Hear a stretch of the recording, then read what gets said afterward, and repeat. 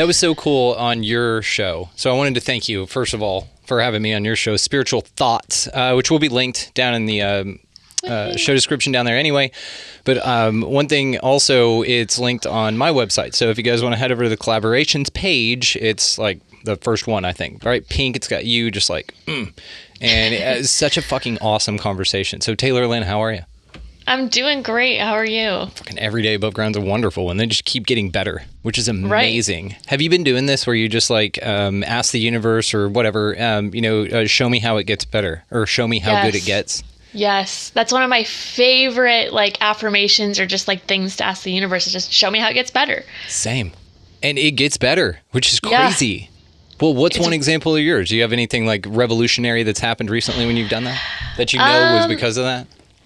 Yeah, I mean, there's been a lot of like mindset shifts that happen through that, like just the way that I perceive the world. But like one really cool one is like I've just been like, okay, show me how it gets better. And then it'll show me like this like magical ass shit. So I've been kind of getting into like more like inner earth, kind of like different realm type of deals. Yeah. And so I had this experience after kind of being like, okay, show me how it gets better. And then me and my partner, we went to Elk Creek in this like little tiny town called Powers, Oregon. And like it has maybe like 1,000 people in it. Like it's like super small, but that's where his grandpa grew up. And so we were going there to spread his grandpa's ashes at this little creek.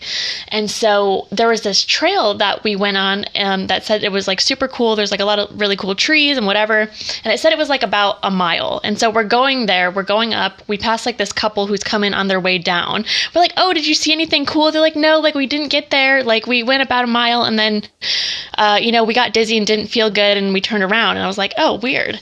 And so we're walking up this freaking trail. And then all of a sudden, like we just start getting like these weird, like cryptid vibes. And so like I've had a couple different cryptid-y experiences, not that I've like physically seen them, but I've like smelt them and kind of like could feel them like walking side by side along us, which is really cool. And so we're walking along, and that was like the first instinct. We get this like, then they smell really bad. Cryptids smell like shit. And it's like, it's done intentionally so humans don't want to like be around them. And so like all of a sudden we just smelled like, it just smelled like shit. Just like straight shit. And I looked at my partner, I'm like, what is that? And we looked around, there's like no shit anywhere. We like double checked. I'm like, did you step in anything? I'm like, nope, I didn't step in anything. Did you? He's like, nope. And then we just kept smelling it in this one section. And then all of a sudden, like we exited this section of the woods and it looked like a completely different realm, and then the smell stopped and we were like, holy shit. And he's like, do you think that was cryptid vibes? I'm like, that was 100% cryptid vibes. And so then we walk into this other portion of the forest, and it had more kind of like fae vibes. So it was more like kind of like fairy realm, like very green, very like lush. And it was weird because there was like this tree arch, which I like to call them tree portals. And once we walked through this tree arch, it was like almost we were in a different realm or a different like territory of like magical cryptid-y beings, which was super cool. And so we're walking through that portion, and then we're like, okay, how much longer is this? Like, it said it was about a mile. I think we've been walking about 2, and we still haven't gotten to like the top or, the little outlook or whatever. And then all of a sudden we get to like this, just like this stoppage point, and it's just like this bench, and we're like, what the heck? And then on the bench, it said like some dude's name, and it said, in memory of the passport in time, which I think is like this, preservation, project thing where they try to preserve like ancient stuff or like just stuff from the past. We're like, interesting, like what's here? And so like we walk a little further, and there's like all these like really beautiful trees. There's like these huge 2 like cedar trees and like a big Douglas fir tree, and they just looked so fucking magical. And so we're walking, we're like, oh, this is so cool. And then there's this little outlook point, and it once had like a fence around it, but it was like all broken down. And there's this like giant cedar tree. And we were like, whoa, like what is in that tree? Like there's something there. And so I was like, are you trying to like adventure off the path and go see what's up? He's like, of course. Absolutely. And so we like, we're climbing down, and we go over to this tree, and we're weirdos. We like to hug trees and like connect with their energy and whatever and like say hello. And so we left it like a little offering. And then all of a sudden I'm like feeling around this tree and there's this like not a hole, but it was like almost like this crack in the tree or an opening, and I put my hand and ran my hand along it, and it was the fucking craziest thing. It felt like, you know, like how an air conditioning vent feels, like just cold air blowing out of it. There was just cold air blowing out of this fucking tree. And I'm like, I like looked over at my partner and I was like, babe, come here right now. Like, please feel this and tell me what you feel. Like, I didn't tell him what I felt. I was like, please just put your hand on this and tell me if you feel anything. He looked at me. He's like, holy shit, there's like cold air, like an air conditioning vent. Like, it felt exactly like an air conditioning vent. I went home and felt my air conditioning vent at my house, and it felt exactly the same as like what was coming out of this tree. And I was just like, what do you think this is? He's like, I don't know, but we have to come back here and like dig a little deeper and see what's here. And so we've kind of just been like coming up with like different theories and things of like what we think is like in this tree or in this like little fucking tucked away portion of the forest. It was wild.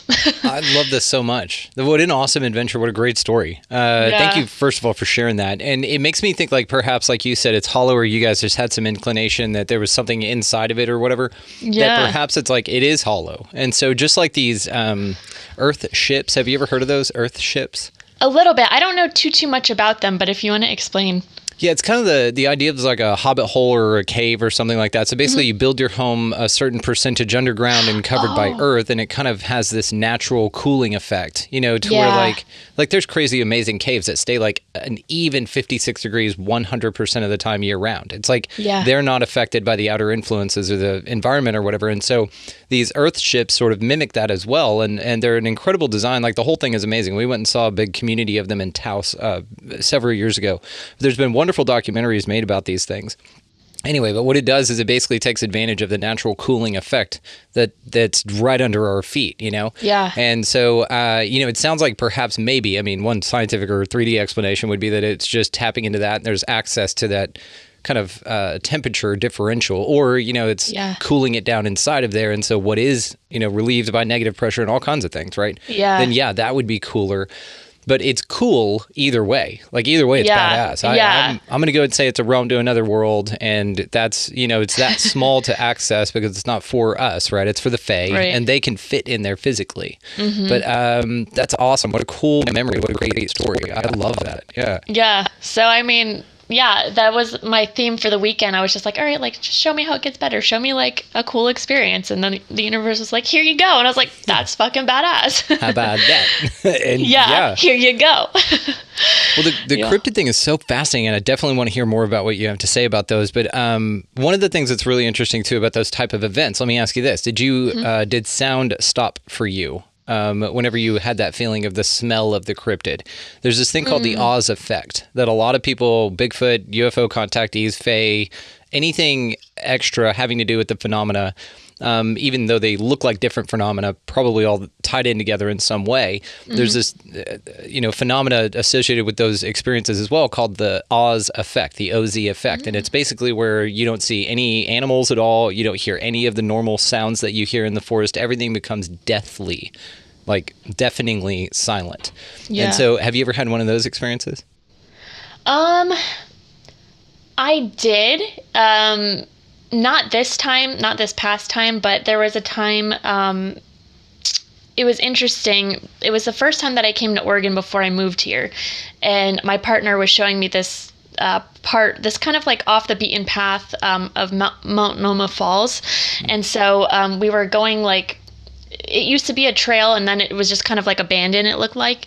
And so we were walking on it, and, you know, you can hear like birds and whatever. And then all of a sudden, like, we got to this section of the forest and there was just like nothing. Yeah. And we were just like, we looked at each other, we're like, well, this is weird. It's noticeable. And we were like, what's happening? And then all of a sudden we just kept walking, and then we hear like a mechanical, like hovering kind of like drone sound.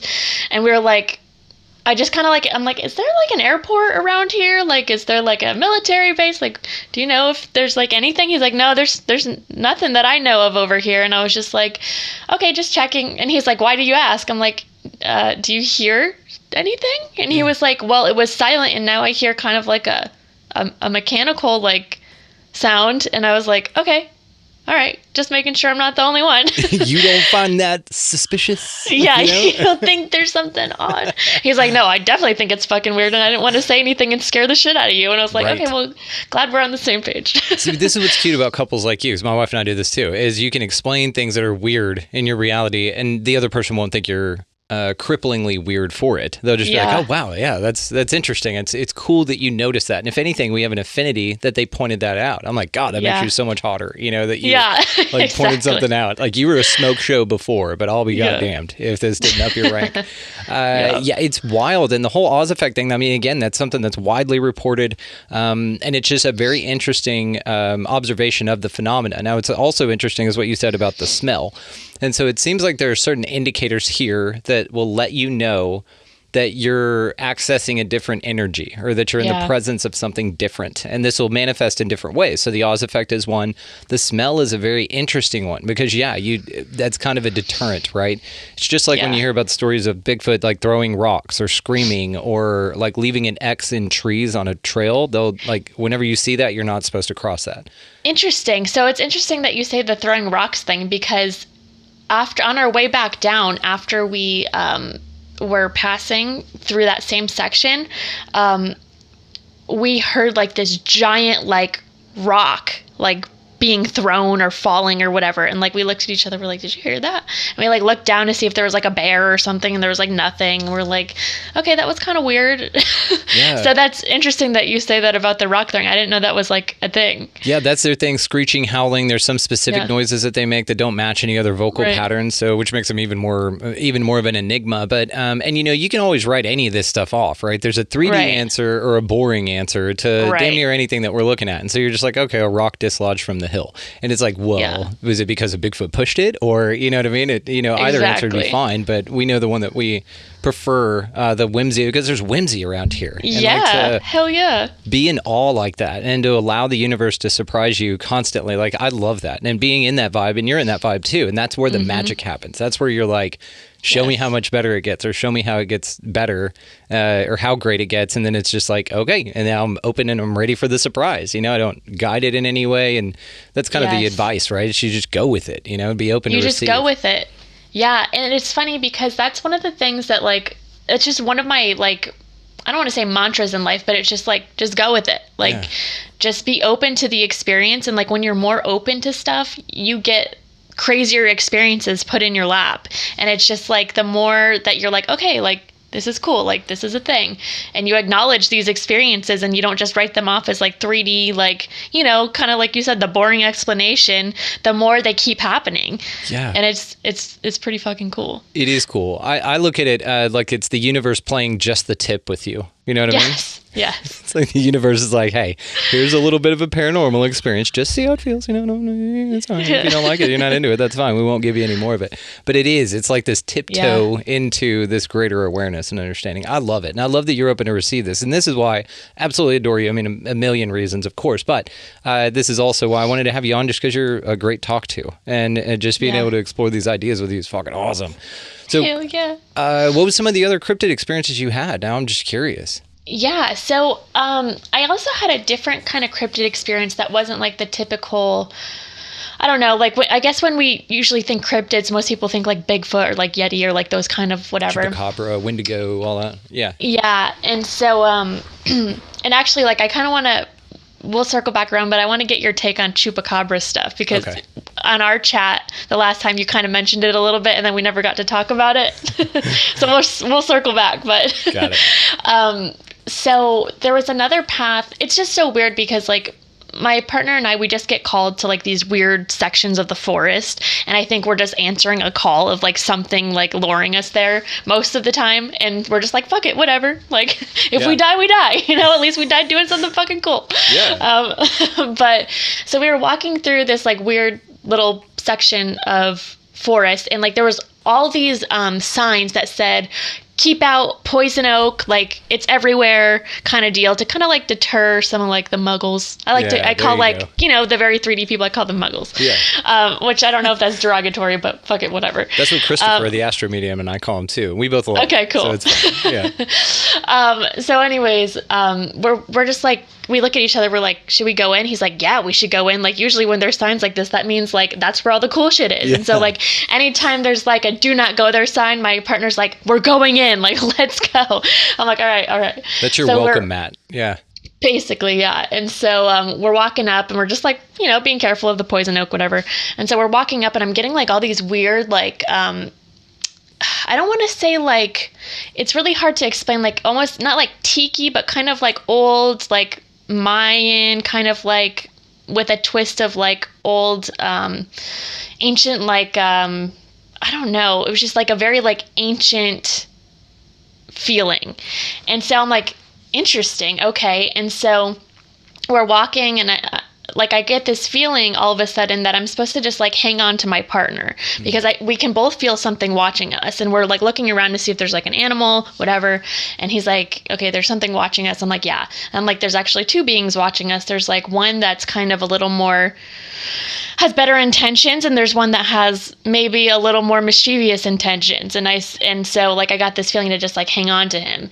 And so as we're walking through the forest, I'm kind of just like tuning in and not paying attention to the surroundings. And he's kind of like the more grounded one when we're walking in the forest and like paying attention to shit. And I'm in la la land. Like I'm just like tuning in, like I'm like, all right, whatever wants to come to me, like I want to see this shit. And so like I'm just like there hanging on to him, tuning in, seeing what's going to come up. And all of a sudden I get this vision of this being with almost like this ancient, like kind of wooden tiki mask.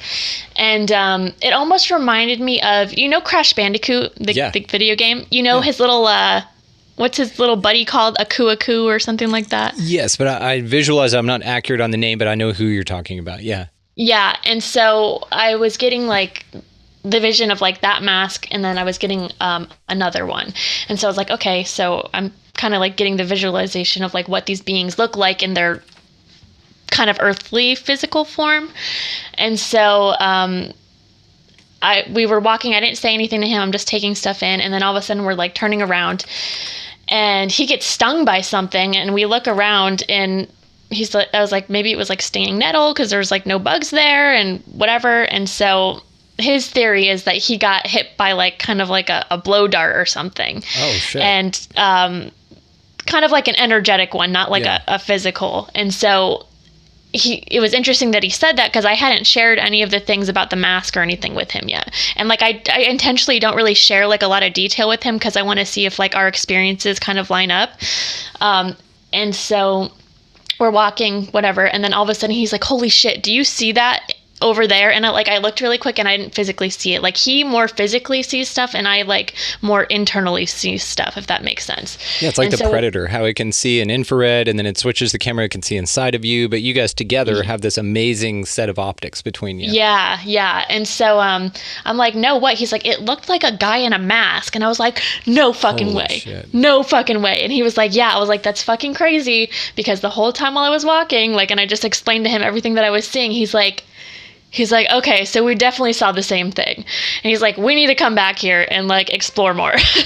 But it was just like too buggy. There's like a bunch of mosquitoes and stuff, but we didn't have like bug spray or anything. So we kind of like cut that walk short. But that was kind of like my other little cryptid-y experience. I love it. I was looking at masked cryptids when you were talking about this here, and it looks like the Flatwoods monster is one that kind of looks like it's wearing a mask. Also in the Pacific Northwest, there is...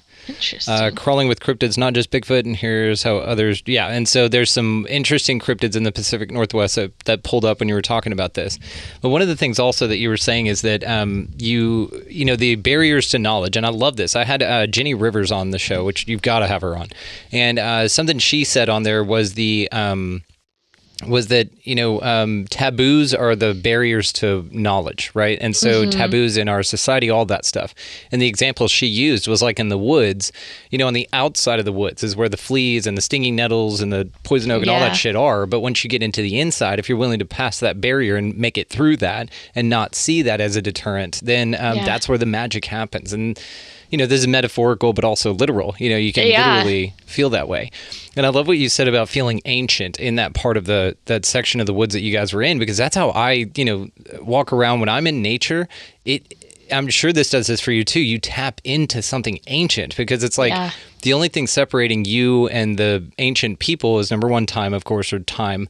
And then also the fact that you're wearing like Keens and a sports bra, where they had like a feather and, sandals made of like some animal they just killed or something. You know what I mean? That's really the only difference. And like that location hasn't really changed much energetically and all that. So you're kind of sharing that space and that reverence for nature with them in the same time that you have now, but it's from a past energetic expression, which is, again, fucking mind-boggling and fascinating. It's so cool. So fucking cool. So I dig this. And then also I'm thinking, the tiki masks, I mean, you're that far in the Pacific Northwest, you're up there in Oregon. I mean, perhaps some Polynesians, of course, probably settled over here. You get like the tiki influence from the Polynesian Islands, as well as, Hawaii and all that, which is just a big extension, a big neighborhood in a huge spread out area called the Pacific Ocean. And so those influences absolutely made it that way. And so it's just so interesting that you tapped into that many energetic signatures that are completely historically plausible. I mean, absolutely. You know what I mean? Yeah. Yeah, it was really cool. And there was, I'm trying to remember, there was another, I guess it wasn't cryptid, it was more like troll, but cool. I had a really interesting troll experience, like right before that, where you asked about like the Oz effect. It was on that same trip, but we were walking down this part of the path, and there was like this log there, and my boyfriend was like, hey, like just make sure you duck because there's like a log, like don't hit your head. And I was like, of course I'm gonna duck, like I see the log there, like why do you think, like do you think I'm an idiot? And then all of a sudden I fucking whacked my head.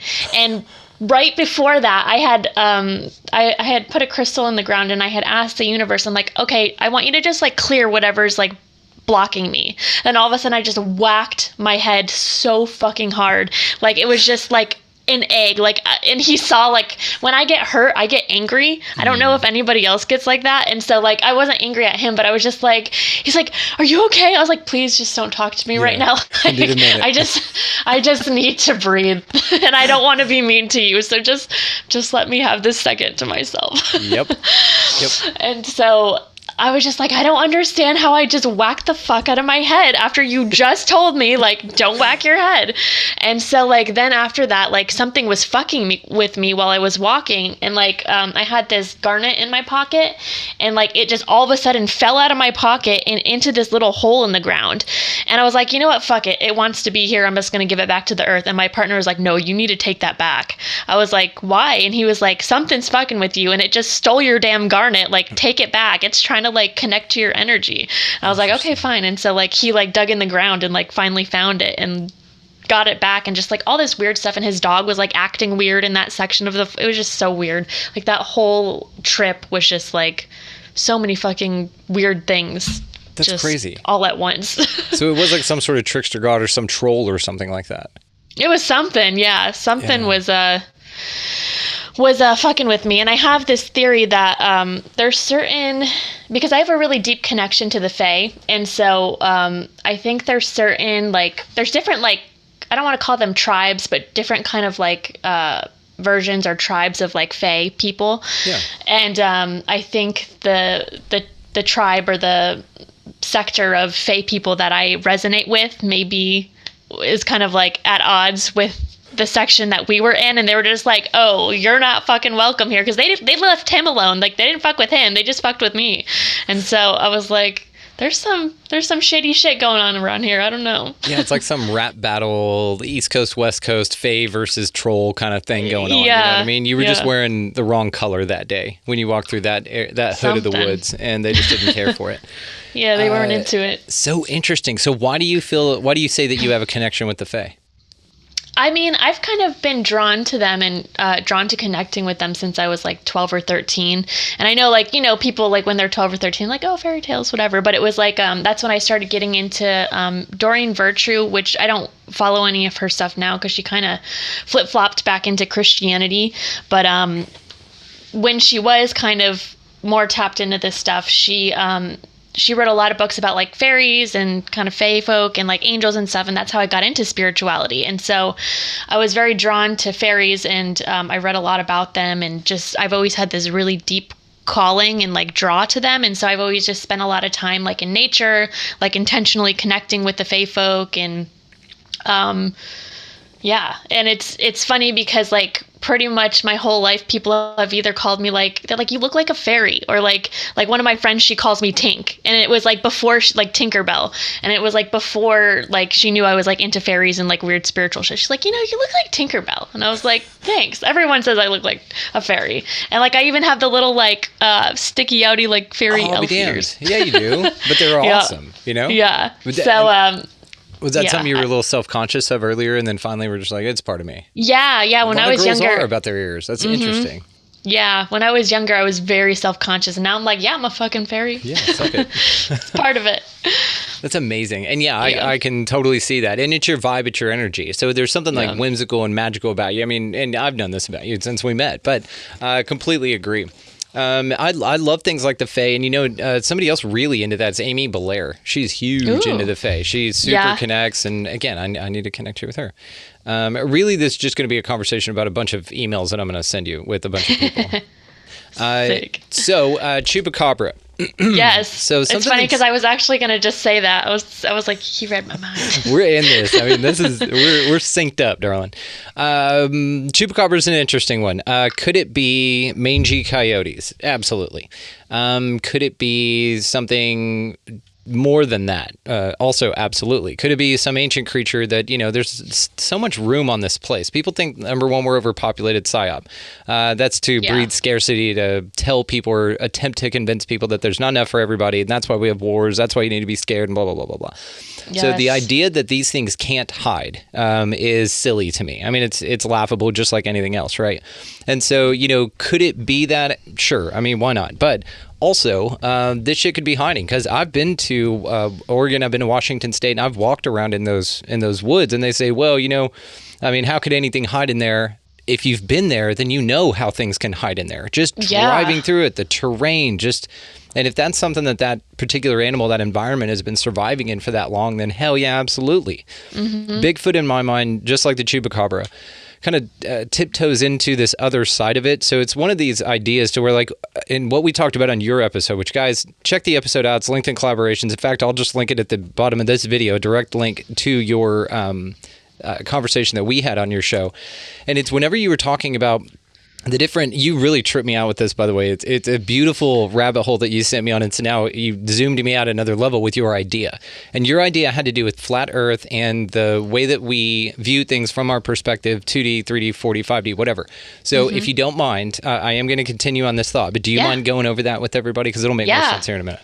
Yeah, of course. So kind of what we talked about was like, so there's the idea of flat Earth, there's the idea of like the heliocentric model, and then there's all these other expansive kind of ideas of what this place is and what its form is and all these things. And so what I believe is, you know, the flat earthers are only seeing it from a 2D perspective. And so that's the vibration they're in. And so you're going to view the earth through whatever vibrational lens that you're at. So if you're at a 2D level, you're going to see that the earth is flat and that it's this floating disc, you know, with sides and a dome, or however you want to explain it.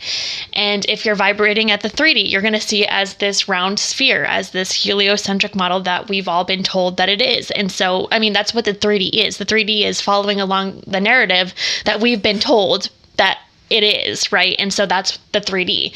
And then when you go into like 4D, or 5D, it's like, okay, well, maybe it's like a big cell, or it's like a crater, or it's like all these other things. And so as you expand up into these different vibrational frequencies and these different vibrational lenses, your perception of the earth changes with that. And so it's kind of like, for example, like if I'm standing in the woods, right? And I'm standing with somebody that, you know, has a 2D perspective versus a 3D versus, you know, whatever perspective I have, that same occurrence of that smell in the woods, right? Like the 2D is probably not even going to smell it. They're just going to be like, oh, like this is the forest, whatever. We're just walking in the woods.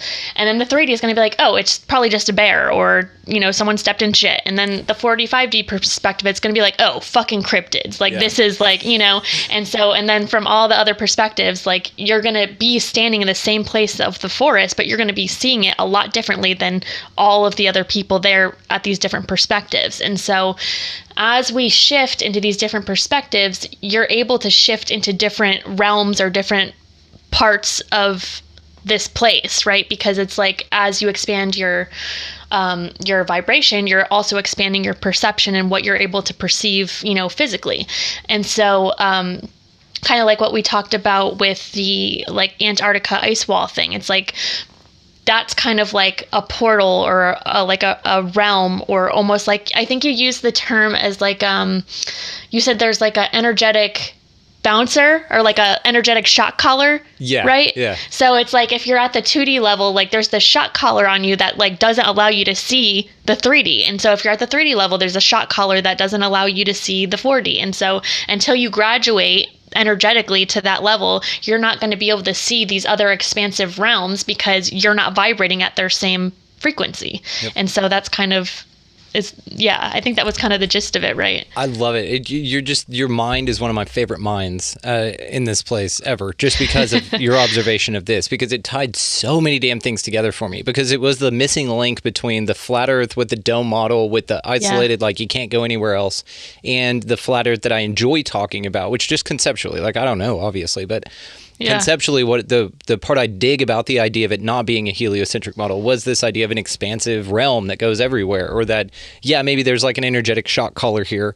And, there's like this barrier for us, but really you can go there. Like you can either ascend, or you can gain more awareness, or when you die, maybe if you've done this right a certain amount of times, if that's the way this works, then whatever. Yeah. There's something cool about reincarnation I want to run over with you as well that I was talking to somebody about. So one of the things about the shock collars too is it's like, it's very, it was a quick one-off that I said and we moved on from it. But now after thinking about that, because I've thought a lot about this, your perception on this, and kind of what we were talking about it. And so if you can think about a shock collar, well, eventually like a shock collar has batteries in it.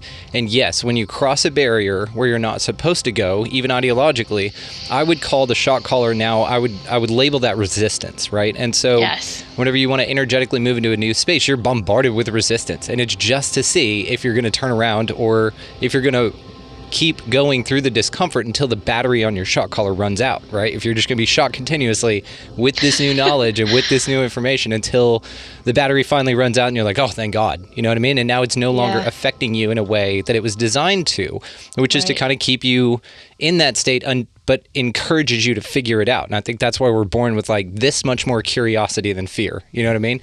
Yeah. And so it's like, that's enough, right? So when looking at this, we'll bring Chupacabra and all cryptids actually back into this, but the Chupacabra specifically for the example, when thinking about it through the model that you just explained, that means now, in my mind, that there are different versions of the same exact creature, right? Yes. So if you think about like our energy, and I had this guy on, again, you've got to have this dude on it. I'm going to note it, don't worry about it. But he wrote, he's a representation for a guy named Michel Desmarquet, who's this French dude. He wrote this and it was abducted when he was in Australia, but then Samuel Chong, who I had on the other day, it's not out yet, but it will be out soon. He kind of followed this dude. He met him in Vietnam because of a picture. Like the story's incredible, but why I'm bringing it up is because even in this, there are versions of this to where in here, and they also talk about the energetic body. And so the energetic body, of course, I mean, there's different descriptions for it. But basically, you have 9 different versions of you that make up you. You know, like this is just a physical body that's in this place, but you're inhabited by a spirit that possesses different levels of connection to source or different parts of itself, like a Matryoshka doll, right? So you just stack these things on each other. And we're at like our most reduced in the 3D in this physical world, right? Yep. As the idea goes. And so you have like, your psychophysic body or astro-psychic body. Like there's a bunch in here that whenever they laid it out, it was just like, oh my God, this is so cool. And it's just a cool new way to look at it. And so you also have like your astral body, which ties back into contact, which is a fascinating thing in itself. So what I mean by this is perhaps what we're seeing is the same entity at different levels of our perception, right? Yes. And so it's like the same thing, but it's also like, people who can see negative entities attached to other people. Well, maybe that's just another higher version of their higher body that looks that way for some reason. You know what I mean? So with Chupacabra specifically, when it appears in the physical, again, I think just like the earth, just like your example, again, you've just really inspired me to think of everything differently, which I love. Just like your example, perhaps what they're saying is, to some people in the 2D, it's going to be a coyote, or they never see it at all because it's not even supposed to register with you that anything extra is here. Yeah. Because every time it does register with you that way, There's your government agent or resistance or internet article that says that, oh, those people are ridiculous and they're, backwoods hillbillies or whatever. And so you believe that. And so therefore you just don't come up with it as a choice point, right? In your existence. But some people will see a coyote and be like, yeah, it's a coyote with mange. It's just, there's pictures of them all over the internet. And it's just a mangy coyote and that's what it is, right? But there's also some pretty extraordinary things, and from the people that find them, they're never people who are like, oh, I've never heard of this before, I never looked. They've been like, dude, I've been hunting for this thing for years. And so finally they manifest an experience in their reality of which they expected to see, which is one of these creatures. They're setting up, anytime I see like a game cam shot of one of these things, I'm like, yeah, some people set those up for hunting, but these people, if you follow those stories, they'll be like, yeah, I just heard some mysterious noises, and so I wanted to put a camera up, and this is what I caught. And so they were already an inkling. Like, they weren't expecting a deer or even a coyote with mange or whatever. And then they found out this, and so it shifts their perception, and that is their gateway into a higher level of perception, which is just something simple like that. So perhaps what we're seeing with all these cryptids is basically just different energetic levels, again, based on our perception, that are there all the time, but they're viewed at different things. This is also perhaps even this example in a microcosm would explain why we view things differently. Even like eyewitness reports report completely different things. That's why they're the most unreliable in court cases. Yep. So that's just what I was thinking with it. There's some fascinating stories. Nick Redfern, who's a phenomenal author, he's written like a million books on everything that we love. He wrote an awesome book on the chupacabra, and he actually went out and visited some people that allegedly caught one and immediately was just like, coyote, you know what I mean? He still believes it, but he was like, that's not this. So anyway, it's just this interesting thing that I was thinking about based on that. And so then that would call into, it'd be a new lens to view faith through. It'd be a new, and perhaps they're not even energetic in this level.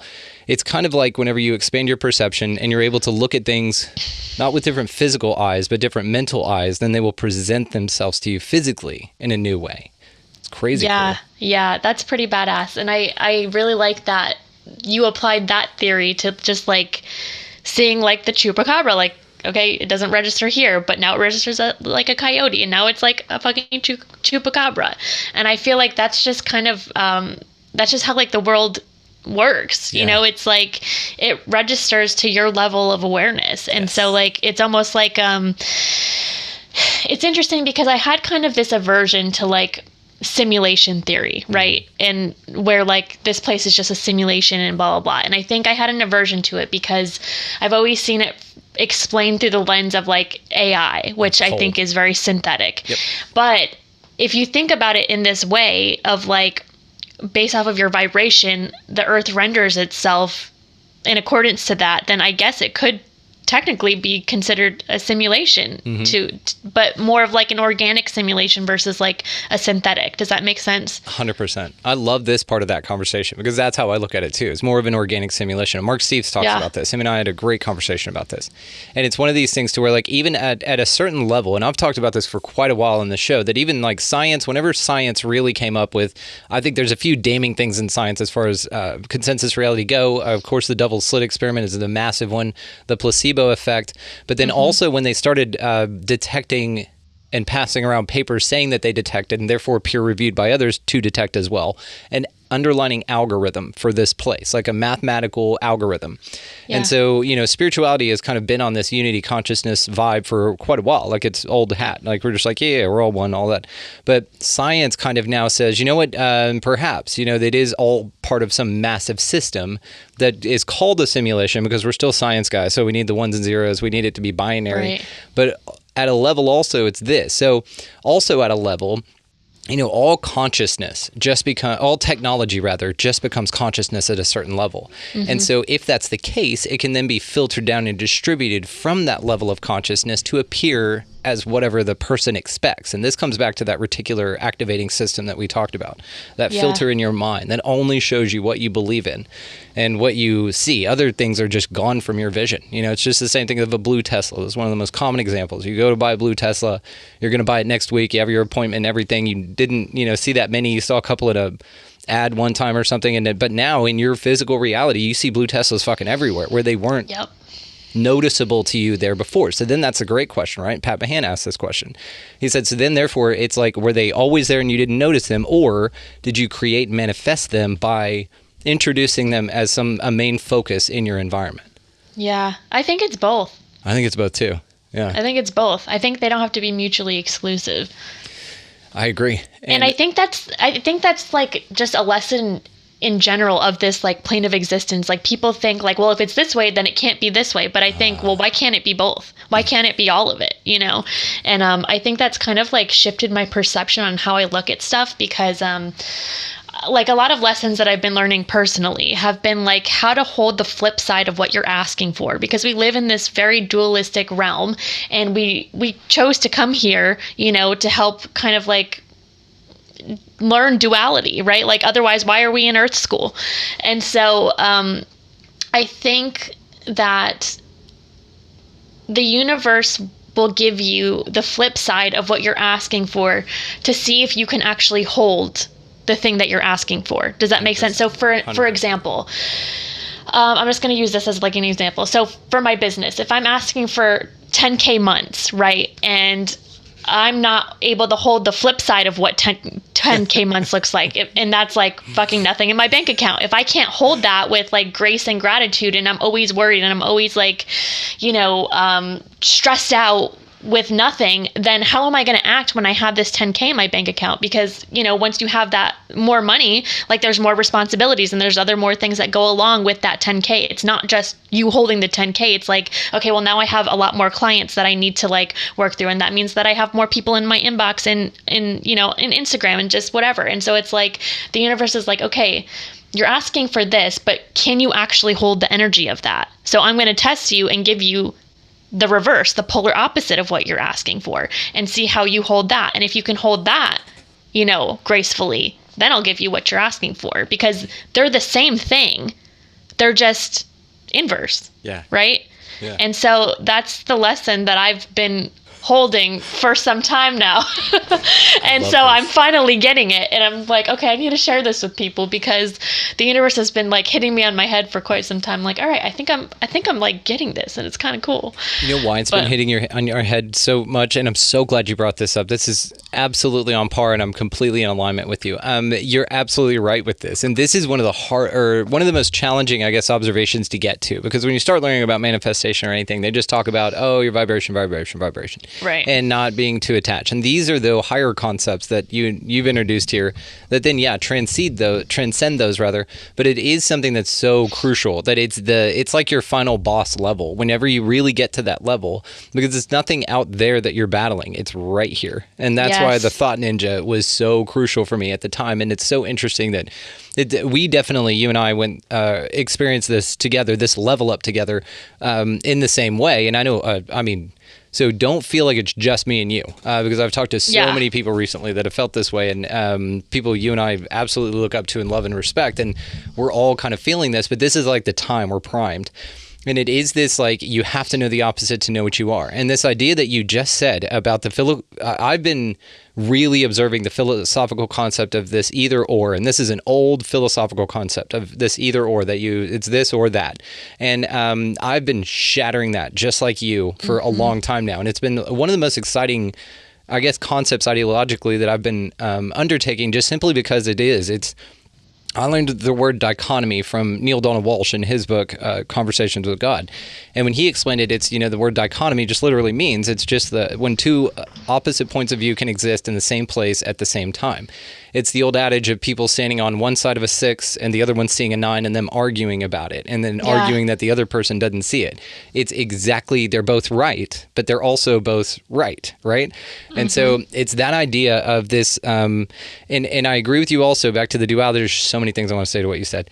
Back to the duality thing, I think that is here at the Earth School, which I love that you put it that way, for us to ping between to find the balance of. And so that we know that when you go extreme on this pendulum and then extreme on that pendulum, that there are certain advantages and disadvantages to that. But the real true grace and advantage is being able to navigate and swim between them unaffected by one or the other in one way or another. I know we like to be overly elated when wonderful things happen, but having more of the nonchalance with it, just like, absolutely. Just like you explained with the 10K, that was a perfect example, because a lot of people And you hear this all the time with people that win the lottery or something. They'll win the lottery. All of a sudden, 2 years later, they're filing for bankruptcy. It's like you had $400 million. That's more than anyone in your family could spend in a lifetime, but obviously not. And the reason is because when they get it, they go, and they hold on to it. Have you ever seen that raccoon that takes his cotton candy over to the water to wash it off? Because raccoons will sometimes wash things. Have you ever seen this? No, that sounds amazing though. Oh, it's sad and beautiful and hilarious all at the same time, because he takes it, he's so proud of this little waft of cotton candy that he has, and he runs over to the water and washes it off, and the fucker, of course it just dissolves right into nothing. And so he's grabbing, looking for it, I just had it, where'd it go? Oh my God, what happened? This is what happens when you're too attached to things, right? Yes. And so it's the exact example of the raccoon with the cotton candy. And so whenever you get that 10K, if you're just like, oh my God, and then it goes whoop in water and it's gone, just like that cotton candy. And so the same thing with these people and the lottery and all that stuff. They're not an energetic match to receive that. They may have battled through that, and then the universe finally fine, here, take it. And it's there you go. You didn't, that's, I guess, kind of how the universe looks at it. It's just well, there you go, here. Well, there you go, enjoy. And then they fuck it off, right? Or can't handle it. And so it's that being in alignment, but being very aware of that's what it takes. I think, again, wonderful, wonderful mind you have on you, because that's something that's incredibly inspiring and very, very accurate. I love the way you put that. So thank you. Yeah. And one of the things to kind of bounce off that too is sometimes how you get something isn't how you keep it. Right. Does that make sense? Right, and absolutely. so I think that's one of the things too with that. It's okay, well, I did this and I got in this alignment to get this $400 million. But now everything that I was doing up until this point isn't going to work to sustain that and potentially grow it. Or, you know what I mean? You have to have a different mindset from that level to the next. Yep. And another thing to kind of go off of that too was one thing that I'm learning is how you do one thing is how you do everything. Yes. So how you how you hold money, or how you hold on to scarcity, or how you hold on to these different things is how you hold on to your time. It's how you hold on to your energy. It's how you do literally everything. So if you look at how you spend your energy, are you just giving it away to people? Are you just here without holding on to some of it for yourself? Or do you hoard your time? Do you hoard it and you're just oh my God, there's not enough time, there's not enough this? If that's how you look at it, then that's probably how you look at money. That's probably how you look at all sorts of things within your life. And that's one thing that I really had to take a look at within myself was okay, so I'm always saying I don't have enough time. Well, that's probably also why I don't have enough money. That's probably why I also don't, have enough X, Y, and Z, because I have this mindset that there's just not enough. Yep. And so if I'm in this mindset of just not enough, then that's going to apply everywhere. And so it shows up and amplifies in one area. So you can take a look at it and be oh, I didn't even realize I was doing that, and it's just kind of this giant mirror. It's perfect. You're absolutely right. I mean, it's because it's threaded through everything. And you'll find, and I know you found this, when you're in those zones, and you're just in it, and you're killing it. Everything is killing it. This morning, thank you, by the way. We were half an hour later starting this than we would have before. And I'm up at 5 in the morning. I'm not sleeping until noon, all that stuff, even though I could if I wanted to. But I am up, I'm producing, I'm doing it. And it was all these just amazing things. And so I was just hey, I need just 30 more minutes. And you're that's perfect. So it was in alignment for both of us. But either way, so when it rains, it pours on either direction. But I think what's so interesting, and to what you said about Earth School as well, I think we're here to learn a handful of things. One, to remember who you truly are. Number two, to kind of navigate through duality and learning that you don't need the either ors, and that the extremes are placed here in such a way to make both of them unappealing, right? Because you can't have your favorite food all the time. What's your favorite meal of all time? Your go-to? I mean, I love anything sweet, pastries, but I can't fucking eat pastries all the time. You can't, right? Even though it's your I'll get favorite. Diabetes. Well, that, and then you, let's say that you were offered pastries all the time and that there was no negative ill effect to you health-wise, right? You could just eat that. You wouldn't desire it because there's no variety in it. And so you need, this, even too much of a great thing is not good because you don't get any perspective. It doesn't allow you what I also think you're here to achieve, which is balance. And man, balance has been one of the name of the games. This has been my season of balance. This is where I'm figuring out, don't overexert in the show and don't underexert over here, and balancing the ranch and the being an attentive lover to my beautiful wife. All of these things are very necessary, and I think that's one major key component that we are here to discover And you do that through this experience. And the more, like, I'm at the point right now with everything to where I just see it, like I get it. And I thought I got it before. And of course now, 5 weeks, a month, 5 years from now, I'll be like, oh, I didn't fucking know anything, which is great. Like, I'm looking forward to that awareness, because of the awareness I have now, or where I'm at, where I feel now, and the physical results it's producing in my reality is so incredible that I'm just like, yeah. I mean, even with, though, this also comes with, your down or your slower days, or your days of rest, or your days of, non-elation and excitement. Like, it's part of it, but it's necessary to kind of enjoy and embrace that balance. I think that's just the part I'm at now. And it feels fucking amazing. Like, I've never been happier, ever. I agree 1000%. And balance is one of those things that I'm kind of learning. I mean, it's one of those things where it's like, I thought I got it. And then now I'm like, now I don't. So now we're like readjusting. But it's and I've noticed it because, before I moved out to Oregon to live with my partner, I was just kind of doing my own thing. And so like I was pouring so much into my business and, pouring so much into like creating community and like, just having chats with like people on Instagram and all these wonderful things and just connecting. But then once, I have a partner, I'm realizing, okay, my life is very out of balance. And now it's like wreaking havoc on my relationship. And just, it's like, okay, now let's find the balance. So then I'm not spending all my time fucking in my business and ignoring my partner, you know? And so it's like, okay, now we have to course adjust. And another thing to go along with balance that you kind of brought up was like vibration. And I think people only have like a very limited perspective on vibration. People think like, your feelings and all these things are what contribute to your vibration, like, who you're being and all these kinds of things. But what we don't understand is that our vibration is like 90% our subconscious. Yeah. So like what we're programmed into, and what we like shove down below the surface and don't want to look at. And so one of the things that like, as I was going through my spiritual, kind of awakening, it's just like this one long process from, the first point that I awakened till now. Like I'm always awakening to new shit, and it like never fucking stops. Yes. But one of the things is like, people have this idea that like, okay, if I just like think positive thoughts, it's going to raise my vibration. And that was like kind of the level that I was at one point. And I was like, okay, I'm thinking all these positive thoughts and I'm like, plastering over everything, like all these like depressed feelings that I'm having. I'm just slapping on, be happy and think better thoughts. And it's like, yeah, that doesn't work. That doesn't always work. And so one of the things that I've learned about vibration is you have to be aware of like what your subconscious programming is and connecting deep within that in order to reprogram, right? And shadow work has been one of the most invaluable tools that I've had on my experience, like in this journey, because it helps you really get an honest, deep understanding of what your vibration actually is, not what you think it is, right? Like, because before I was like, oh, my vibration is love and like acceptance, but then underneath the surface, there's like all this judgment and shame, and I'm like, where the fuck did that come from? And it's like, I like to use this image of like, think of like a glass container, and like there's a bunch of like rocks and like sediment here, but then all this water up here is all clear. But if you shake it up, all that rock is all throughout the whole thing. And you're like, holy shit, like, why is everything such a mess now? Like, everything was perfectly fine. And it's like, because you weren't aware that all these rocks were just like sitting at the bottom. And so shadow work brings that all to the awareness so you can actually like integrate it and clear it out. And it's like you dissolve those rocks into the water so they become one. Does that make sense? 100%. I love this analogy. Yeah. And I think so what's happening a lot, especially right now, is like a lot of people are being very activated because, especially if you're on a spiritual path, you're like, I've done so much work, I've done so much healing, like I'm good, like I'm on this track.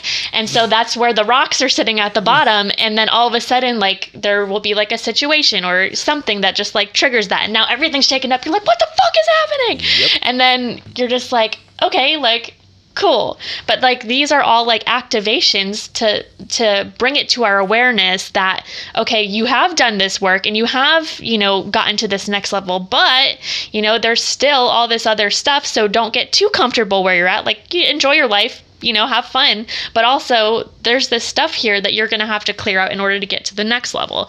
And so I think, a lot of people are going through that right now where it's like, okay, I got to this certain level and, you know, I'm doing great and everything's in alignment and everything's going and I'm killing it. And then all of a sudden, like, shit gets shaken up and, like, you're crying and you're, like, angry at everyone and you're like, where is this coming from? And then it's because the universe is like, you know, and all these fucking rocks are coming up. And so I think that's collectively what's happening, because you said you recently had, like, a big level up too. Yeah. And that was, like, kind of what I went through. And as I'm talking to a lot of other people too, they're going through very similar things. And so I think this is just the next step in this collective kind of collective shadow work, I guess. Yeah. And this is how you know you're on the right, or you're on a path and alignment, because the people I love and respect, like yourself, several, I'm not going to mention, you know, but several people and very predominant people. And when we experience something like this together, that's one of the best indicators to me. So it's either that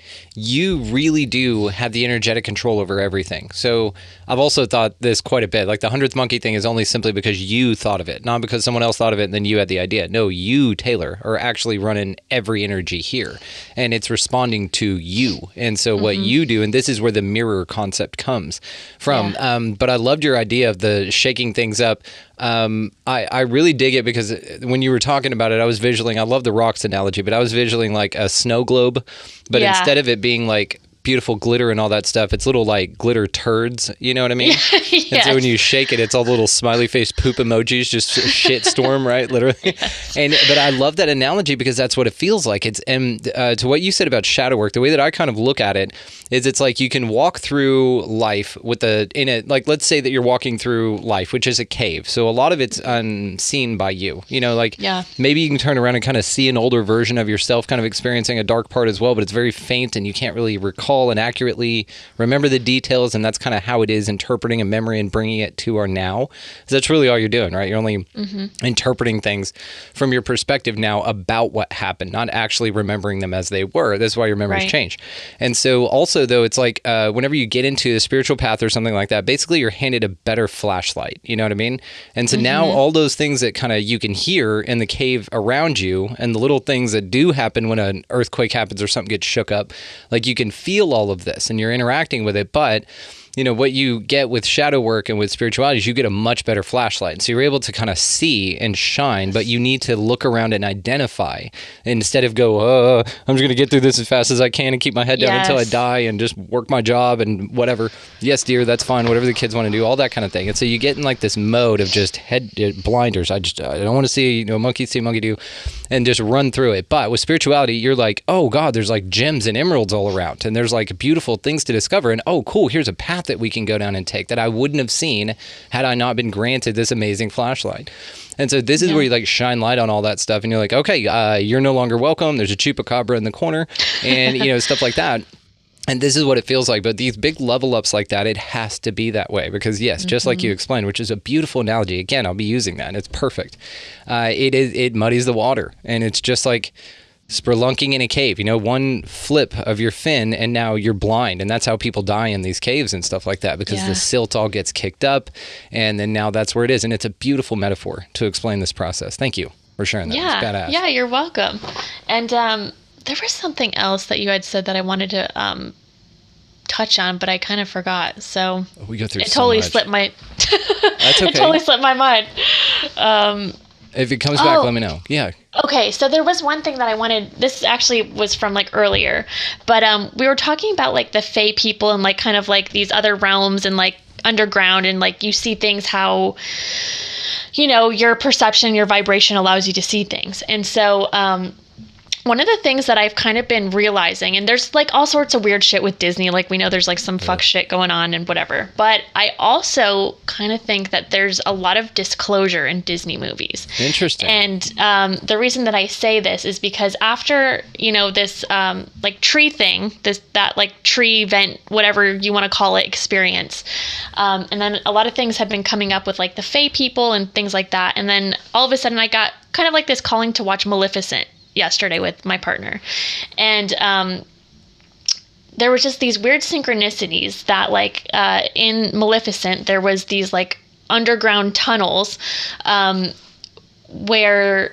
Maleficent went to like be cared for. She got like shot, and then this creature like took her down to these underground tunnels to like nurse her back to health and whatever. And then she discovered that there's like this whole inner earth of like these fae people. And they're like, well, we came here because we were shoved out by the humans. And, now we exist here because we want to survive and we don't want them to kill us, kind of thing. And so it was just kind of like this like synchronicity for me, because I was like, maybe that's kind of what that tree portal was. It was like a portal into like this inner earth. Yeah. And, just the way that they kind of like describe some of the things. And there was like these weird themes in that movie where Maleficent is like, in Sleeping Beauty, she's the villain, right? And like how the story goes, she's the villain, she's the evil witch. But in Maleficent, it takes a different perspective where it's like, well, let's actually look at it from a different lens. Maybe the queen and the king or, the evil people, and not the king, but like the queen is like the evil one, and Maleficent is actually just kind of like doing her own thing. And so it takes this almost inverse of like, well, what if what we've taught is evil is actually the good guy? And so there's these like very like interesting like disclosures in like some of the Disney movies that I've been like, this is interesting. Like I never would have recognized that prior. Like I watched this movie before and I never saw that. And then now that I've been going through this different part of my spiritual journey, I got called to watch it and now I saw it in a totally different way. And so it was just like very, I don't know, it was just very interesting. Yeah. It's 100% interesting. I think it's so important that you pointed that out too, because the inverse or the opposite is, and we talked about this on your show, that the Pleiadians might be really the bad ones, right? Yeah. But that the Greys are really the good ones, but we're so conditioned to judge that which looks so much other than ourselves. And this is just brought up, right? Like nobody's racist when they're born, they're taught that. Nobody, hates something else or whatever, they're taught that. I think you're born with two innate fears, and that's the fear of heights and the fear of falling from a great height, and then the fear of loud noises. Other than that, everything else is learned. Those two things are here to help you navigate this environment, but everything else is learned. So your idea that something that looks different from you is scary and bad and evil and awful, that is a learned thing. And they do this through, Disney taught us that forever, right? The evil witch always looked horrible and they're always ugly or whatever. But yeah, there's another side to this. And I love another movie that put this point in was the Captain Marvel movie, the chick one. Okay, did you ever see that? I haven't seen that one. Okay, well, then no spoilers here, but it also, whenever you watch it, it'll also make this point that I'm making now. And so one of the interesting things about this is, yes, you're right. It does seem like that it's out there in the open for us to kind of go, hey, this may be really what's going on. And it's the opposite of that. But also what I love about this is it expands your perception to say, well, there's always two sides to every story. Like even the evil thing or whatever it is either here to teach you a lesson. It's here as part of you. It's a higher version of yourself. It depends on which level you want to view this through, right? But either way, they have a story too. There's a reason that bullies are bullies, right? And we've done this forever. Bullies are actually some of the saddest and most hard cases, that really are lashing out in this way because it's a cry for help. It's not necessarily an affinity for violence or anything. It's just a cry for help. They don't know how to engage and interact with humans except in that way because, again, like you said, everything you do, if you do one thing that way, you do it all that way. So that's how their parents interact with them. And so again, it's like this, it's this light that you're shining on the true personality, if you can see it that way. But man, it takes this level of just exist and not judge. You know what I mean? That's a big one. It's just let people fucking do their thing, man, And like, don't give them shit about stuff because you don't know the full story. You really don't. This is well articulated in the book, The Four Agreements by Don Miguel Ruiz. One of my favorite agreements, right, is the don't take anything personally. And why it's one of my favorites, it's because what we talked about earlier, even super, super complimentary people, it has nothing to do with you. It has everything to do with them and how their day's going and if they got laid recently or, any of these kind of things. It's like that disposition really had minimal to do with you. You just happen to be in their path when they're energetically feeling this way. The same is true for people that go off on you or, whatever, right? So honestly, that's how you detach. And then the next level of that would be just to kind of see it for what it is and really look at it with an open heart, right? That's really what this is. And again, I think that's definitely something that we're here to learn. Yeah. You said something about, what was it? Remember. Oh, okay. Another apprehension, I guess, of narratives would be the Medusa story. Have you ever heard this? Mira Taylor talked to me about this. Do you know the real story of Medusa? I'm not sure. So allegedly she was a smoke show, way hotter than Minerva, right? Yeah. And she went to but rumors of her, like of people just talking about her, like, dude, she's an absolute smoke show. Like, oh my God, this Medusa chick, amazing.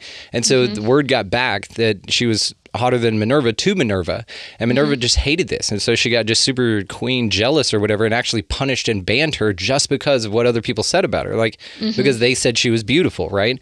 And so it's just like that Wicked Witch thing, like whenever it's the same reason they hid Cinderella, right? Because she was the smoke show. Is that right? Yeah, because they were all these 100%. whatever. So it's the same kind of concept that the truth and the real beauty is hidden or deliberately, I guess, disguised from you for being able to see it for what it is. But it's out of this jealousy. It's out of this misappropriation. And so the whole story of Medusa actually is she wasn't evil. She was just punished. And so when you get her Maleficent story, then you're like, oh, it's a very different thing, right? You look at it through a different light. And this is also why we talk about history and how fucked it is because history is written by the victors. It's not written by the people that they came in and the peaceful people that they came in and slaughtered and all of that. Like if you read Christopher Columbus's, I want to say it's a priest that traveled with him. He wrote a diary about all of their interactions. Horrific. What a fucking piece of shit. Like, Christopher Columbus is one of the worst things that have ever happened. He's fucking terrible. And he brought syphilis to everybody. Yeah, because he's out there raping people and shit and just killing people and what they did to, it's horrific. It's so it's like all of these things glorified. And again, this has been a hard thing for me. So it's like, not a hard, like difficult, but it's been a thing I've been very hard on is because anytime they're like, ooh, you should do this. I'm like, got it. I'll just do the opposite. Fantastic. Thank you for that. I appreciate that. Thank you for the opposite instructions. It's been a wonderful way to really get some clarity on navigation because then it's just like, it's a way to calibrate your compass because once they're all full of shit, like anything NASA says, I'm just like, lies. Got it. I don't know what's going on, but I know it's not that, because it's just, I'm not in the 3D. I don't look at it like this. Oh, that's what I was going to say. Just a quick comment on your analogy. I love what you said because 2D, 3D, 4D, or anything above 3D, spatially, it resembles what you would expect to view within that frame rate of your vision, right? So if you're looking at things two-dimensionally, it's flat. It's got boundaries, right? You're very limited as far as your travel and navigation go.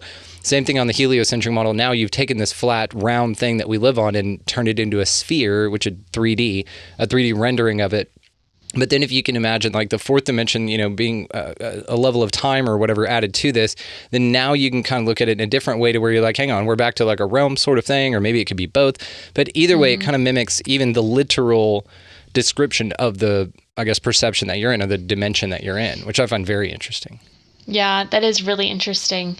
And actually, okay, so before I forget, because I have very ADHD brain. Yeah, you're good. I wanted to touch on something because you brought up the Medusa thing, and it's really interesting because I've been getting all of this like serpent synchronicities. And so when I was trying to do some research on like what this tree thing could be, right? I came across something called, I think it's called like dragon layer or serpent vortex. And so basically what they are, it's like, there's different like energetic vortexes around and like ley lines and grids and things like that. And so these serpent vortexes are basically these like swirling energy vortexes that create tunnels. And so it creates like energy for the connection of these different grid points between like the Stonehenge and the pyramids and all these different types of things. And so one thing that's really interesting is like the serpent is one of those things that's very demonized, right? It's very like, oh, that's scary. And like for most of my life, I've been terrified of snakes. Like that was like what I've been scared of the most, besides like spiders. And now like both spiders and snakes are both my medicine animals. I love and that. So I've been getting these serpent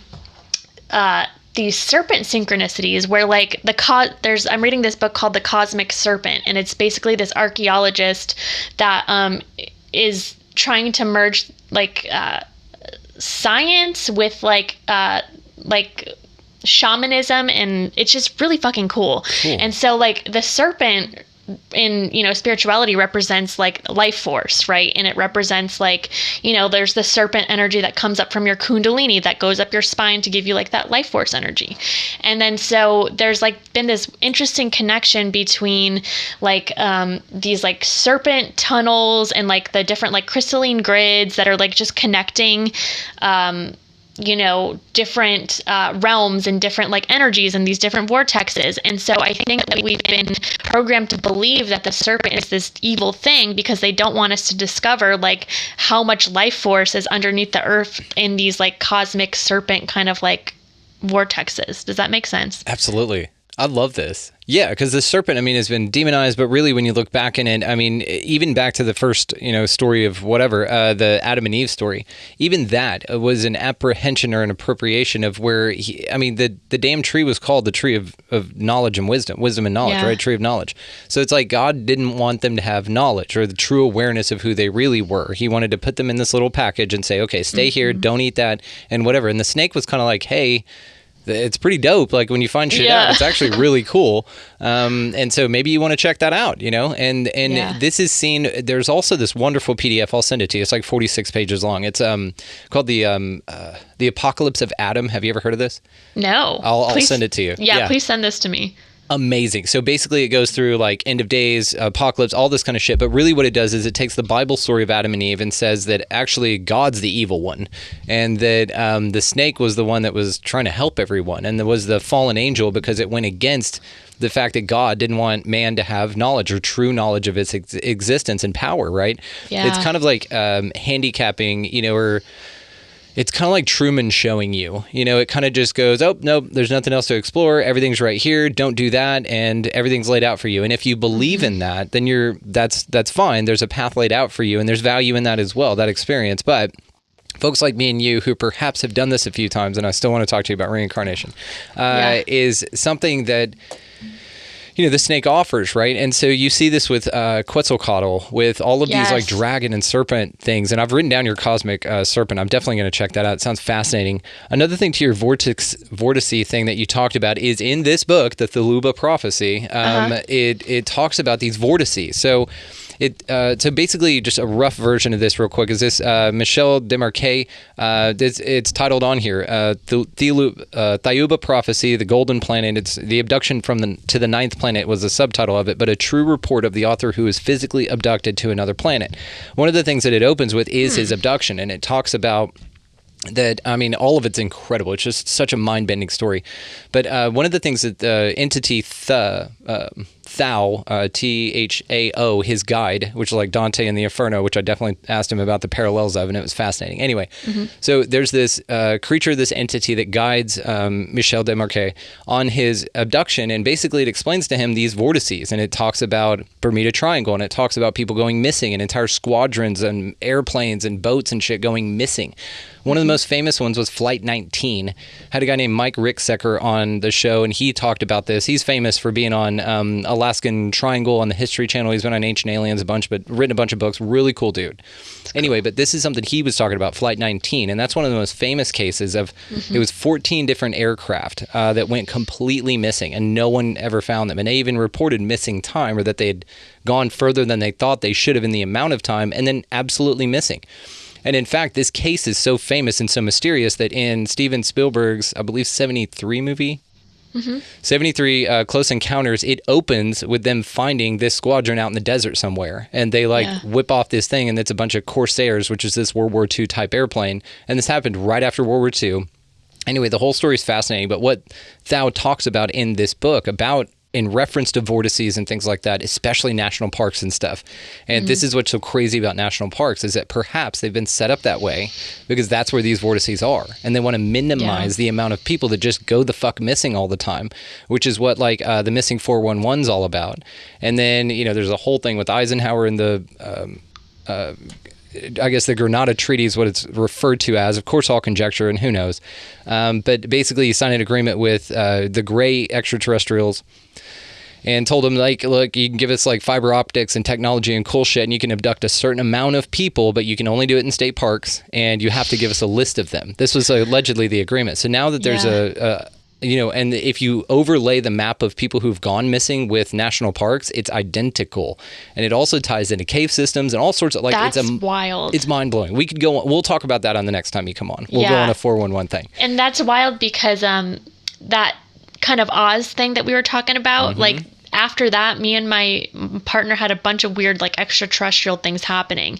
And that was at Mount Noma, which is state state National parks. Forest, yeah. Yeah. Yeah. And same with like Mount Rainier or something like that. People up in Washington, not too far from you, by the way. And that's where Kenneth Arnold had his famous sighting. That's where the term flying saucer came from, was Kenneth Arnold's sightings when he saw them. They were actually delta wing discs. It's a whole thing. But anyway, they weren't necessarily the saucers that we see. Yes. And so this portal or vortice thing, the way Thao explained it in the book was that, there's just these areas of overlap where there's other dimensions and parallel realities. And if you get too close to one, you literally get sucked into it. And most people never return. Now, what I find interesting about the 411 thing, and I guess we'll definitely touch on this the next time we talk, but the 411 thing, what's interesting about it is somebody will go missing, an experienced hiker. It's always the same thing. Like they're super experienced. There was no reason they should have been lost at all. They will find like clothes, like they took their clothes off and then basically gone. And then basically like their tracks, you can go out to a certain point and then the tracks will just be missing. They'll be gone. Wow. The dogs will all stop and they're like, it went that way. I don't know. And so this could be where these vortices are. Now, the scary thing about them, or one of the more interesting things about them, if you want to view it that way, is they move around. So they're not always in the same spot. So you could just be like going to work one day and it's just like floop, and now you're in another dimension where time doesn't exist, where you don't need to eat, and now you just exist in this weird fucking place, Yeah. But that's apparently what can happen. They just get sucked into these dimensions. Yeah. And I think so my partner has this theory that like a lot of like hiking trails, like they move. And they shift and transform. I feel like you guys would have a really cool conversation about all of this. I'll have to connect you guys because he has a podcast too. But I think you guys would have some really badass conversations about some of this because he has some really interesting theories that kind of tie into all this. Connect me. I would love Yeah, I will. I'll connect you. I trust you. Absolutely. And if he makes you smile like that, I definitely have to meet the guy. You're like you're like a sister to all of us anyway. So we're like, all right, bro, you're cool. But anyway, so he has this theory that, like the trails move. And so like he goes hiking a lot and he's very familiar with like the trails he goes on. And he's like, well, this wasn't like this the last time I was here. And so it kind of ties into like why those vortices probably move around is because a lot of times the trees and like the trails are moving too, and they're shifting with like different perspectives and different, I don't know, I feel like it just kind of ties into a lot of it does. And then other weird observations, like people who all these videos, and you don't know if they're real or not, but now viewing those videos or bringing those videos to my attention, now viewing it under the lens that we're talking about here, there's like videos of trees walking. Have you seen that?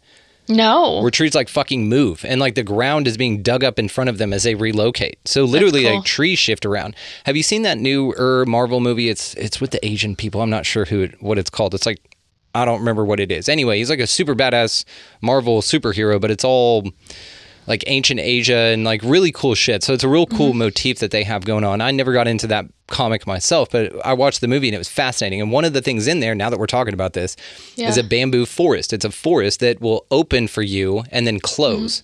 So just like, I mean, there's whimsical other movies that touch on this concept as well. So like to what you said about them kind of like leaking information or like dulling out bits of the truth that are packaged in a sci-fi or a whimsical sort of a way.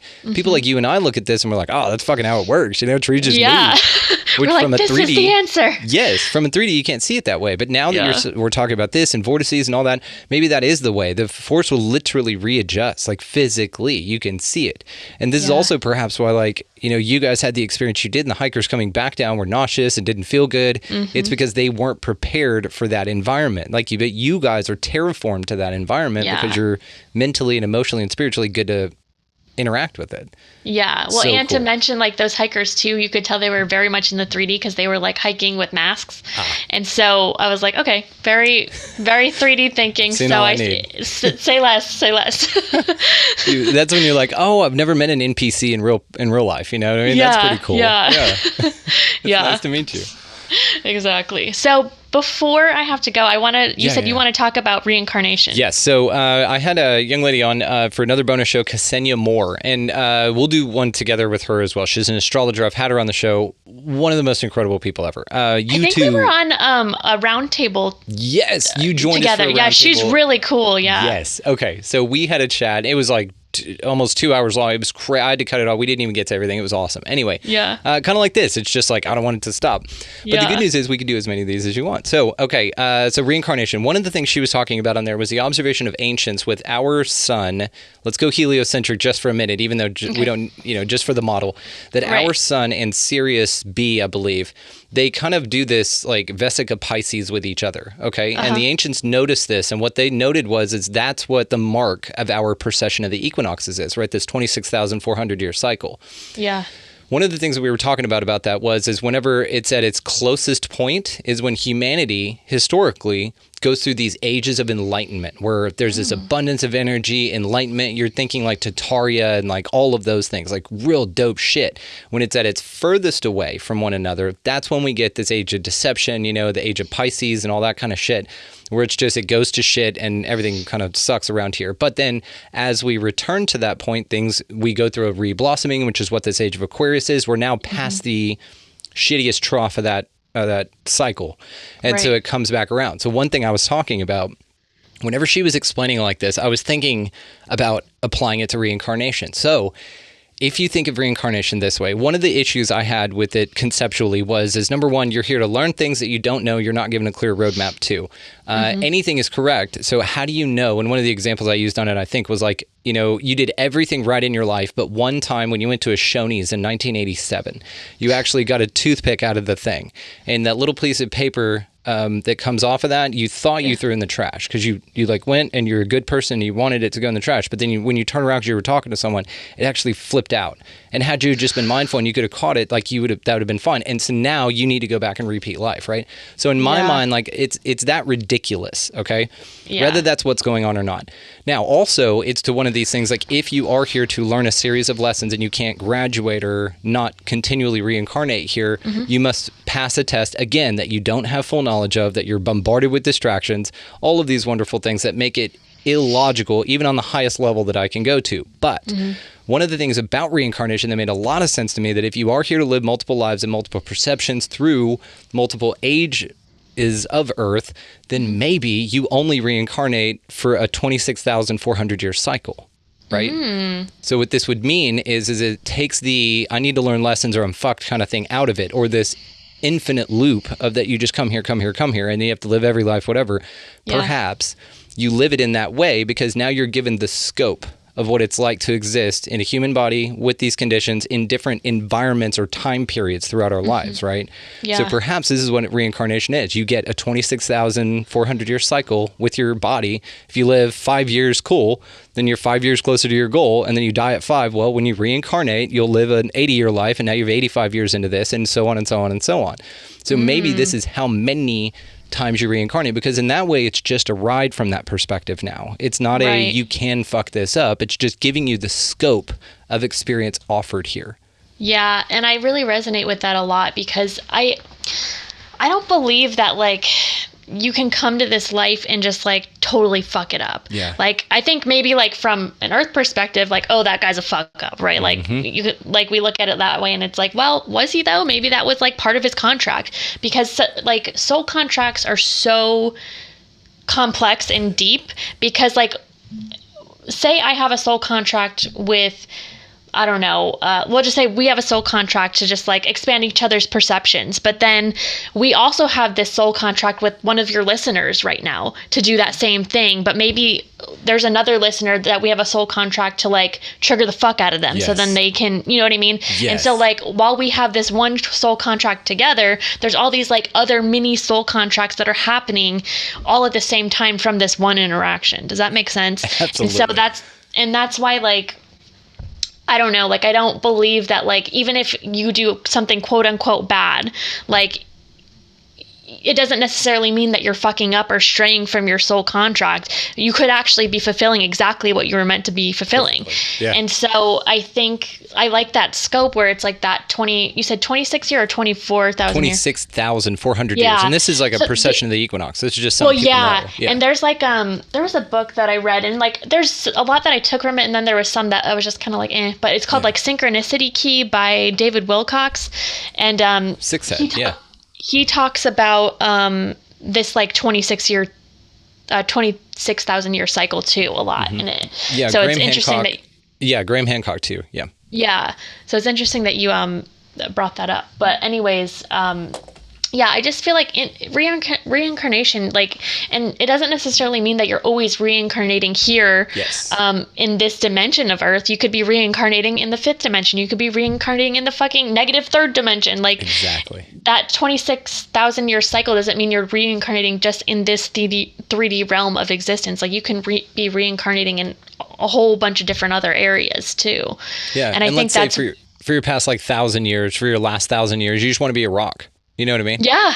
Yeah. Yeah. And so you just experience all these hikers banging on you and like pissing on you and all this shit, whatever. Yeah. And you're just this rock. And so now you're like, hey, this is cool. I hope somebody pushes me off a cliff so I can just enjoy the peace and silence, you know, and the quiet down there or whatever. Exactly. And even that concept was in that movie, Everything Everywhere All at Once. Have you ever seen that? Mm-mm. Oh my God, put that shit on your list. You said it's called Everything? Everything Everywhere All at Once, I believe. Oh, yeah. It's okay. That'll get it to you, but so no spoilers. We'll talk about that next time you come on because you've got to watch it. It's so watch it. in our wheelhouse. It's insane. It'll inspire you so much just because it's amazing. Okay, well, I know you need to run, huh? Probably in a few minutes. But there was another thing that I wanted to touch on with like the rock thing. Please, because like I feel like with incarnation, people think that you just incarnate as like a human or like a dog or an animal, but like the Earth is like alive. It's like a living, breathing, like everything has a life force. And so I like that you brought up like reincarnating as a rock, because you can reincarnate as a tree or a rock or like a blade of grass. Like sometimes these incarnations aren't just all these like complex human lives. Sometimes you're just chilling, you know, just like observing. Exactly. And maybe that's what the whole precession of the equinox marks. It's like your starting point for this ride that you went on. Your ending point is 26,400 years away. You have this amount of time to experience this realm, and all of it has to offer within that scope of reality, which you're going to go through these energetic troughs, these highs and lows, these golden ages. Like it's a full package. We just view it from our perception, or it's easy to view it only from our perception of like, oh, we only get this amount of time, and then maybe I'll reincarnate as some Indian woman in the 1500s, and maybe, you know, whatever. But I take more of the stance like you. I look at it like the interwoven tapestry of it all.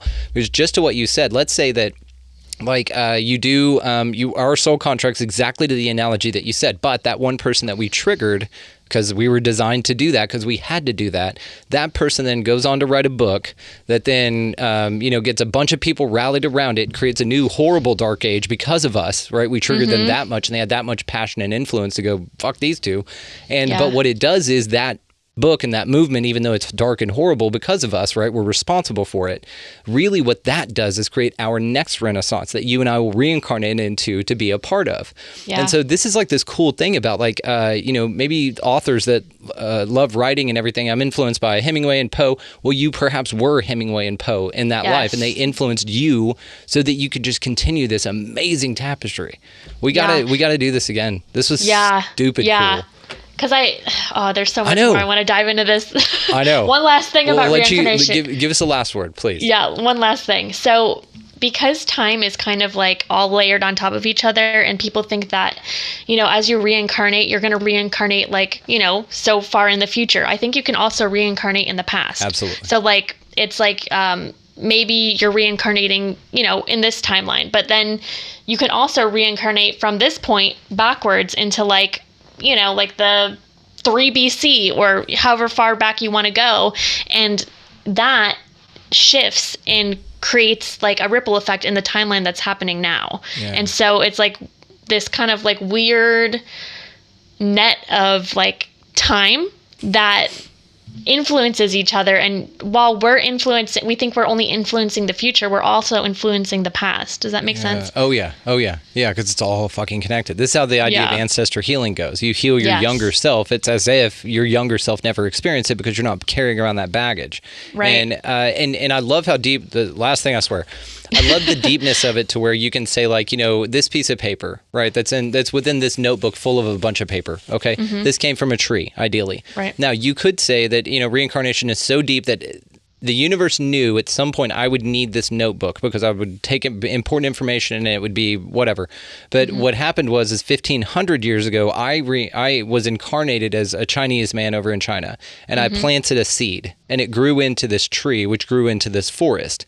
And all along the way, there were all sorts of little things that I needed to do as well to make sure that this specific piece of paper, all the molecules, everything, the fibers from that tree landed in this entity's hands at this time.